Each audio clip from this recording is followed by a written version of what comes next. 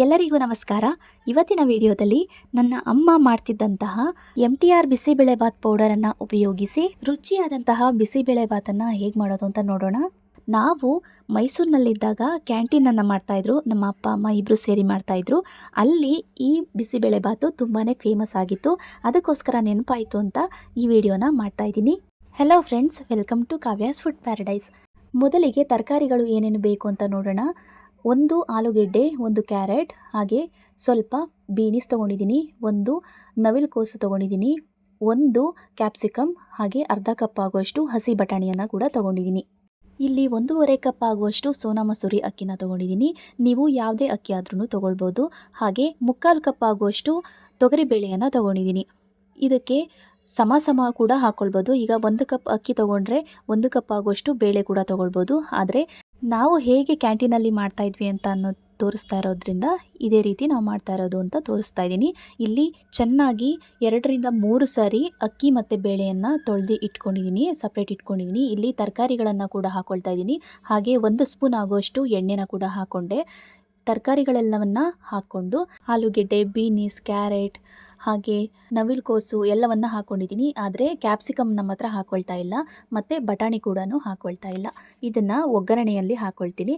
ಹಾಗೆ ಸ್ವಲ್ಪ ಕರಿಬೇವಿನ ಸೊಪ್ಪು ಮತ್ತು ಜಜ್ಜಿದಂತಹ ಬೆಳ್ಳುಳ್ಳಿ, ರುಚಿಗೆ ತಕ್ಕಷ್ಟು ಉಪ್ಪು, ಅಂದರೆ ತರಕಾರಿ ಬೇಯೋದಕ್ಕೆ ಮಾತ್ರ ಉಪ್ಪು, ಮತ್ತು 1 ಈರುಳ್ಳಿ, ಸ್ವಲ್ಪ ಅರಿಶಿಣ ಪುಡಿ, ಇಷ್ಟನ್ನು ಹಾಕಿ ಚೆನ್ನಾಗಿ ಇದನ್ನು 2ರಿಂದ 3 ವಿಷಲ್ ಆಗುವಷ್ಟು ಕೂಗಿಸ್ಕೊಳ್ಬೇಕು.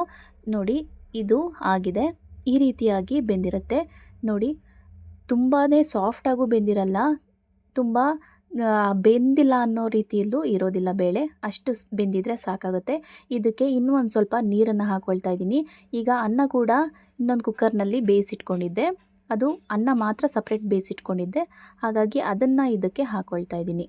ಬೇಳೆ ಮತ್ತು ತರಕಾರಿ ಇದೆಯಲ್ಲ, ಇದಕ್ಕೇನೆ ನಾನು ಇವಾಗ ಅನ್ನನ ಕೂಡ ಹಾಕ್ಕೊಳ್ತಾ ಇದ್ದೀನಿ. 1.5 ಕಪ್ ಆಗುವಷ್ಟು ಅಕ್ಕಿಯನ್ನು ತೊಗೊಂಡಿದ್ದೆ ಅಲ್ವಾ, ಅದನ್ನು ಮಾಮೂಲಿ ನಾವು ಹೇಗೆ ಅನ್ನ ಮಾಡ್ಕೊಳ್ತೀವಿ ಅದೇ ರೀತಿ ಅನ್ನ ಮಾಡಿಕೊಂಡು ಇದಕ್ಕೆ ಹಾಕ್ಕೊಂಡೆ. ನೆಕ್ಸ್ಟ್ ಇದಕ್ಕೆ ಇವಾಗಲೇ ನಾವು ಬೇಯ್ಲಿ ಬೇಗ ಅಂತ ಅಂದ್ಬಿಟ್ಟು ಹಸಿ ಬಟಾಣಿನ ಹಾಕ್ಕೊಳ್ತಾ ಇದ್ದೀನಿ. ಮತ್ತು ರುಚಿಗೆ ತಕ್ಕಷ್ಟು ಉಪ್ಪನ್ನು ಇವಾಗ ಇನ್ನೊಂದು ಸ್ವಲ್ಪ ಸೇರಿಸ್ಕೊಳ್ತಾ ಇದ್ದೀನಿ. ತರಕಾರಿ ಬೇಯಬೇಕಾದ್ರೆ ಸ್ವಲ್ಪ ಉಪ್ಪನ್ನು ಹಾಕಿರೋದ್ರಿಂದ ಇವಾಗ ಸ್ವಲ್ಪ ಹಾಕ್ಕೊಳ್ತಾ ಇದ್ದೀನಿ.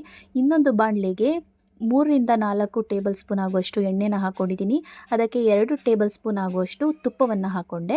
ಇದ್ರ ಜೊತೆಗೆ ಲವಂಗ, ಚಕ್ಕೆ, ಹಾಗೆ 2 ಏಲಕ್ಕಿ, 2 ಪಲಾವ್ ಎಲೆನ ಹಾಕ್ಕೊಂಡು ಚೆನ್ನಾಗಿ ಇದನ್ನು ಫ್ರೈ ಮಾಡ್ಕೊಳ್ಳಿ. ನೋಡಿ, ಅದು ಎಣ್ಣೆ ಮತ್ತು ತುಪ್ಪದಲ್ಲಿ ಚೆನ್ನಾಗಿ ಫ್ರೈ ಆಗಬೇಕು. ಅದು ಸ್ವಲ್ಪ ಎಣ್ಣೆಯಲ್ಲಿ ಫ್ರೈ ಆದಮೇಲೆ ನಾನು ಕಡಲೆಕಾಯಿ ಬೀಜನ ಕೂಡ ಹಾಕ್ಕೊಂಡು ಚೆನ್ನಾಗಿ ಇಲ್ಲಿ ಫ್ರೈ ಮಾಡ್ಕೊಳ್ತಾ ಇದ್ದೀನಿ. ಅದ್ರ ಜೊತೆಗೆ 2 ಕೆಂಪು ಮೆಣಸಿನಕಾಯಿನ ಕೂಡ ಹಾಕ್ಕೊಂಡೆ.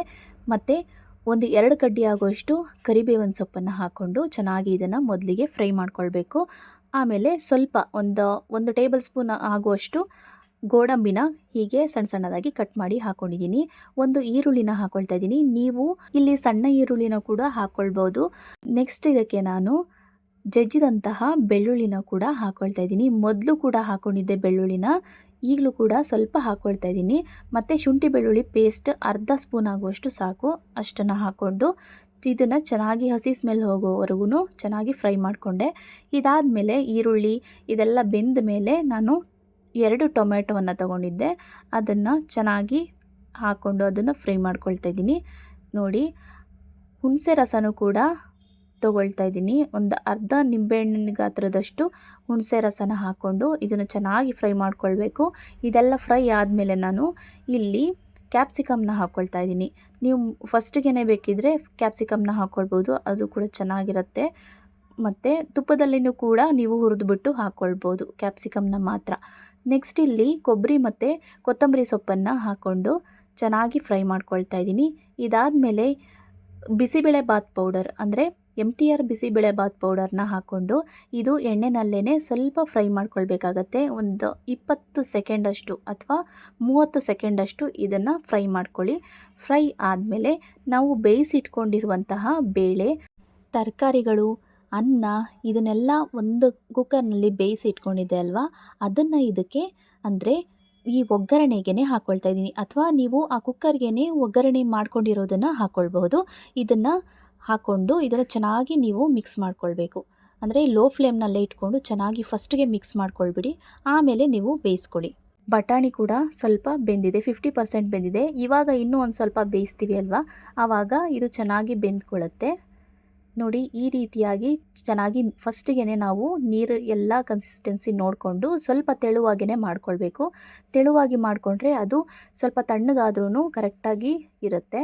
ತರಕಾರಿ, ಬೇಳೆ ಹಾಗೆ ಅನ್ನ ಎಲ್ಲವೂ ಕೂಡ ಚೆನ್ನಾಗಿ ಮಿಕ್ಸ್ ಆಗಿದೆ. ಹಾಗೆ ಅದು ಕೂಡ ಎಲ್ಲ ಚೆನ್ನಾಗಿ ಬೆಂದಿರೋದ್ರಿಂದ ಒಂದು 10 ನಿಮಿಷ ಇದನ್ನು ಲೋ ಫ್ಲೇಮ್ನಲ್ಲಿ ಬೇಯಿಸ್ಕೊಂಡ್ರೆ ಸಾಕಾಗುತ್ತೆ.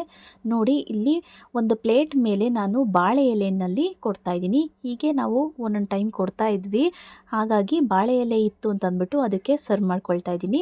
ಒಂದು ಪ್ಲೇಟ್ಗೆ ಬಾಳೆ ಎಲೆನ ಹಾಕ್ಕೊಂಡು ಈ ರೀತಿಯಾಗಿ ಅದ್ರ ಮೇಲ್ಗಡೆಗೆ ಬಿಸಿ ಬಿಸಿಯಾಗಿರುವಂತಹ ಬಿಸಿಬೇಳೆ ಬಾತನ್ನು ಹಾಕ್ಕೊಂಡು ಇದ್ರ ಜೊತೆಗೆ ಮೇಲ್ಗಡೆಯಿಂದ 1 ಸ್ಪೂನ್ ಅಥವಾ 2 ಸ್ಪೂನ್ ಆಗುವಷ್ಟು ತುಪ್ಪನ ಹಾಕ್ಕೊಳ್ತಾ ಇದ್ದೀನಿ.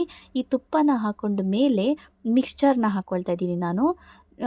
ನೀವು ಖಾರ ಬೂಂದಿನಾದ್ರೂ ಹಾಕ್ಕೊಳ್ಬಹುದು. ನಾನಿಲ್ಲಿ ಮಿಕ್ಸ್ಚರ್ನ ಹಾಕ್ಕೊಳ್ತಾ ಇದ್ದೀನಿ. ಇದು ತುಂಬ ಚೆನ್ನಾಗಿರುತ್ತೆ ಟೇಸ್ಟು ಅನ್ನೋದಕ್ಕೋಸ್ಕರ ಮಿಕ್ಸ್ಚರ್ನ ಹಾಕ್ಕೊಳ್ತಾ ಇದ್ದೀನಿ.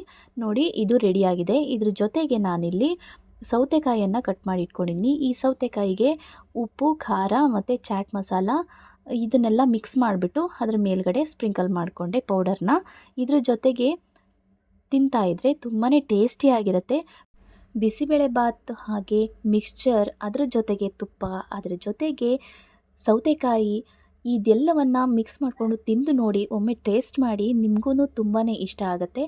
ನೋಡಿ, ಇಲ್ಲಿ ನಾನು ಇವಾಗ ಟೇಸ್ಟ್ ಮಾಡಿ ಹೇಳ್ತೀನಿ ಹೇಗಿದೆ ಅಂತ. ನೋಡಿ, ಎಷ್ಟು ಚೆನ್ನಾಗಿ ಕಾಣಿಸ್ತಾ ಇದೆ ಅಲ್ವಾ.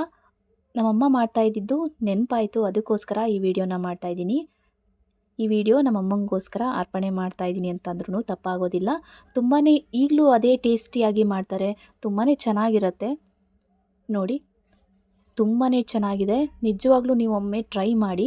MTRಲ್ಲಿ ನಾವು ಮಾಡ್ತಾ ಇದ್ದಿದ್ದಂತಂದರೆ ನಾವು ಮಸಾಲೆ ಕೂಡ ಮಾಡ್ತಾಯಿದ್ವಿ, ಮಸಾಲೆ ಪೌಡರ್ನ ಮಾಡಿಕೊಂಡು ಕೂಡ ಮಾಡ್ತಾಯಿದ್ವಿ. ಆದರೆ MTR ತುಂಬಾ ಎಲ್ರಿಗೂ ಅಲ್ಲಿ ಇಷ್ಟ ಆಗಿತ್ತು ಹೋಟೆಲಲ್ಲಿ. ನೋಡಿದ್ರಲ್ವ ಫ್ರೆಂಡ್ಸ್, ಬಿಸಿಬೇಳೆ ಬಾತನ್ನು MTR ಪೌಡರ್ನ ಉಪಯೋಗಿಸ್ಕೊಂಡು ನಾವು ಹೇಗೆ ನಮ್ಮ ಕ್ಯಾಂಟೀನಲ್ಲಿ ಮಾಡ್ತಾಯಿದ್ವಿ ಅಂತ ನಾನಿವತ್ತು ವಿಡಿಯೋದಲ್ಲಿ ತೋರಿಸ್ಕೊಟ್ಟಿದ್ದೀನಿ. ಈ ವಿಡಿಯೋ ಇಷ್ಟ ಆಗಿದ್ದರೆ ದಯವಿಟ್ಟು ಲೈಕ್ ಮಾಡಿ, ಸಬ್ಸ್ಕ್ರೈಬ್ ಮಾಡಿ. Thank you.